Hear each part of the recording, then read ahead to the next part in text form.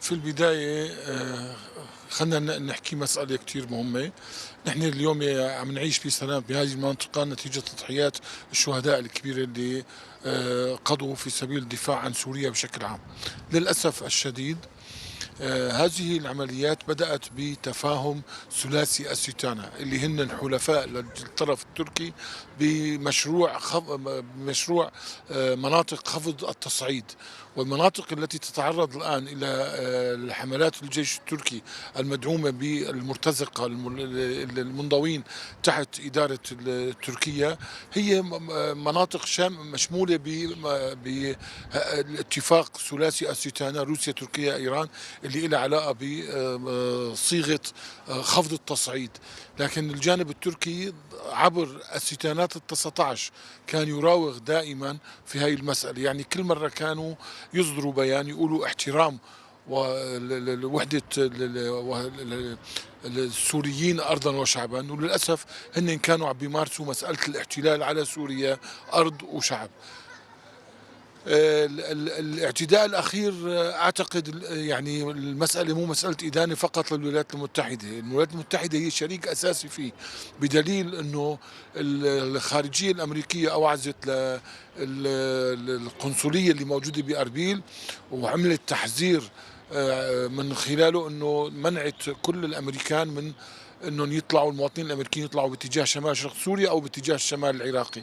هذا يدل على انه في تفاهم بين تركيا وبين الولايات المتحده انه على العمليه العسكريه الاخيره التي دعيت بمخلب السيف او السيف مخلب او كذا هيك. لذلك انا يعني في الملتقى الوطني الديمقراطي السوري نحن حملنا مسؤوليه الاعتداء قبل تركيا هي على الولايات المتحده وعلى الدول الضامنه للعمليه السياسيه في سوريا. يعني للأسف أنت أنك تشوف المكلف بحماية مسألة هو اللي عم بيسرقها، المكلف بضمانة الحل السياسي في سوريا هو نفسه اللي عم بيقوم بالاعتداء على سوريا والسوريين.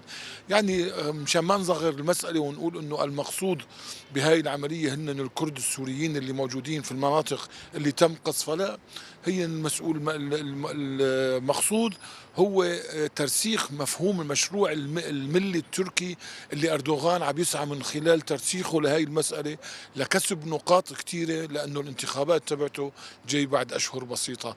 لذلك هو يعني بعد ما فقد كثير من شعبيته على الأرض بتركيا صار هو بحاجة لأنه يرجع مرة ثانية يجدد هاي الشعبية من خلال عملية عسكرية مهمة لو على حساب الآخرين.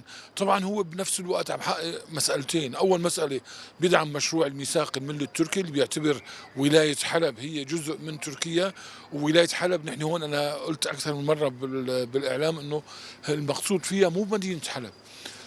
ولاية حلب وفق الميثاق الملي التركي هي محافظة الرقة وريفة، حلب وريفة، إدلب وريفة، وجزء من ريف اللاذقية الشرقي وصولا لمنطقة الناجية، وجزء من ريف حماة الشمالي من عند معردس وباتجاه الشمال.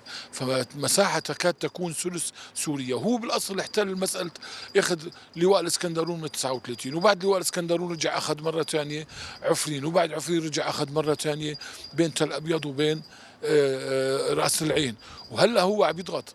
نحن اللي بدنا اياه ما يكون موجود اكيد 100%، لكن اللي عم نقراه من خلال متابعتنا للحدث اليومي نحن شايفين انه تركيا عم تضغط بمحورين اساسيين، هي بدها كوباني عين العرب باتجاه عين عيسى، وبس سقط هذا المحور بايد الاتراك والمشتغلين المرتزقه اللي معهم معناتها منبج سقطت عسكريا مباشره، وهذا اللي عم بدور عليه اردوغان. والمحور الثاني اللي هو اعزاز منغ تل رفعت.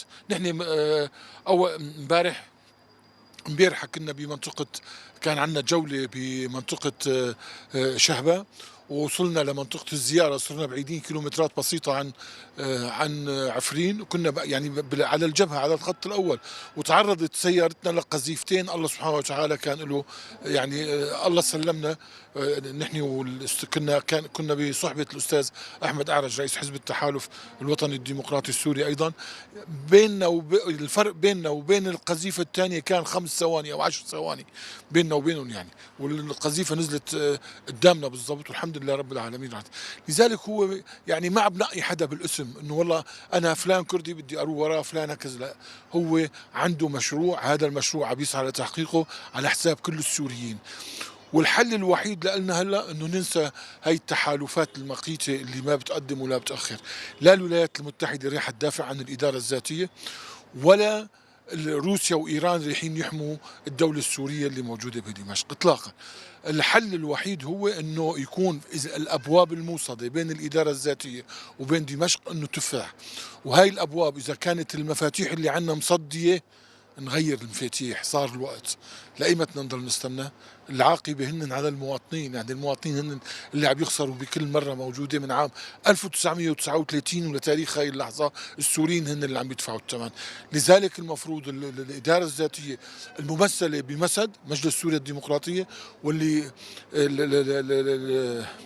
العسكر اللي موجودين تحت شيء اسمه قوات سوريا الديمقراطيه، اللي نحن من هذا المحل يعني بندعي لهم الله يحميهم ونوقف معهم بكل الامكانيات تبعتنا انهم يتجهوا. الحل الوحيد انهم يلتقوا هالفريقين.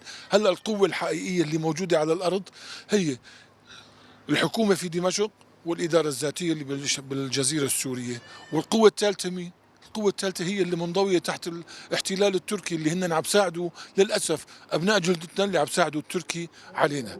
لذلك المفروض نحن الطرف الثاني اللي بيعتبر أنه هو مشروع سوري نروح باتجاه تحقيق هذا الالتقاء والذهاب إلى حوار.